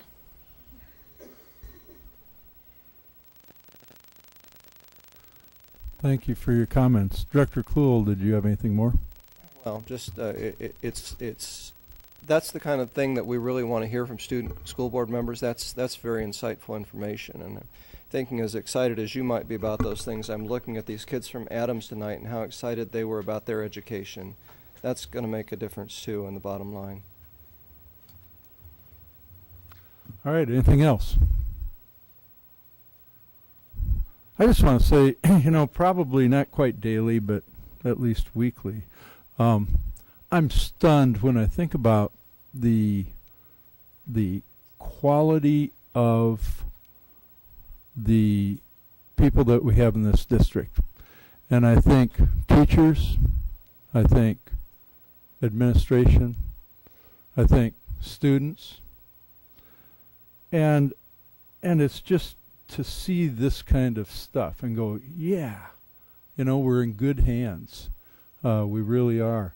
And to listen to all of you bright young people and go, yeah, asking some of those questions that, gosh, it's kind of hard to understand what's going on anyway. So I just wanted to say thank you to everybody in our district for everything they do. And thank you very much for your presentation. All right.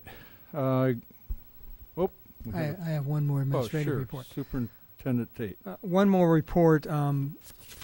As you know, we're looking at resource conservation. Energy conservation is one of the ways to save money not only in this budget, this current year, but next year. And we're also looking at the possibility of a 4-day work week in the summer. That'd be 10 hours, 4 days a week, and we're vetting that everywhere, and I'm not finding any showstoppers yet, but we just have to make sure we're not going to make a mistake doing that. But I just want to at least let you know that if you hear that we're thinking about it, we actually are. All right, thank you. We're only just a little bit over 2 hours. I have a few board requests here. Are there any board reports? Director DeFau. To hold to a promise that I made to Reuben Moore and Kim Riley Quinn with Quad City United. This week at St. Ambrose University, there was an unveiling of a mural that was the inspiration of Quad City United, but was executed by many, many teachers and students and alumni of the Davenport Community School District. And I would invite all of you to visit St. Ambrose University in the Beehive. I wish I could enlarge this photo that is on the district website of this mural, which it consists of 54 individual panels that were each painted by a different artist and then compiled and put together by Mr. Dave Schaefer, who is the art AP instructor at Davenport North High School. And as beautiful as it is online, to see it in person, it's just breathtaking and such a testament to the unique creativity of individuals and what happens when they come together with a singular vision to execute something that's beautiful and lasting. And it is at St. Ambrose now, but it will become part of a Martin Luther King center at a later date. So again, I invite you to go to the website. I invite you to come visit St. Ambrose and see that firsthand. It's amazing. Thank you very much. Any additional reports? Director Cool. Got a personal invitation, student school board members. Join us on the 16th of February. I hope you're thinking about it because we really could use you as student leaders with this group. It'd be really beneficial, and you're on it. All right, good. So we'll be talking about this every meeting, but it's a fun event. It's effective. It's good for legislators, and it's good for students, too. So join us. Thank you. Any other reports? Director Dickman. Just real quick, as I mentioned earlier, I went to a legislative forum this past weekend, and I believe the next one is February 15th or 14th. It was very informative, and it's always nice to be able to talk to your legislators in person, see that they're human too. So I welcome, especially our enterprising student school board members, to come check that out. At Ambrose at the Rogalski Center. Thank you. Any additional reports? I'll get into requests in just a second, but I did want to say thank you very much to our Director DeFau. We've been at meetings here since 3:30 this afternoon, and you can tell that she's under the weather somewhat, and I really, really appreciate, we need all of our board members' participation, and so I just wanted to say thank you very much for sticking it out with us. We'll move on to board requests. First is from board member Snyder, date of request 1/26/15, information requests. What school district sponsored tutoring programs do we have in place, and how are these operated? Board member Snyder, 1/26/15, agenda item, have a discussion on administrators living within the district, if that is something that the board would consider requiring with future hirings. Director Dickman, 1/26/15, information request.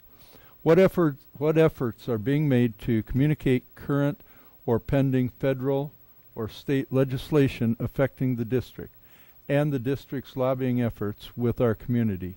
Is there a listserv of current student emails that the board meeting minutes could be sent to so that our students are more aware of what is discussed at board meetings?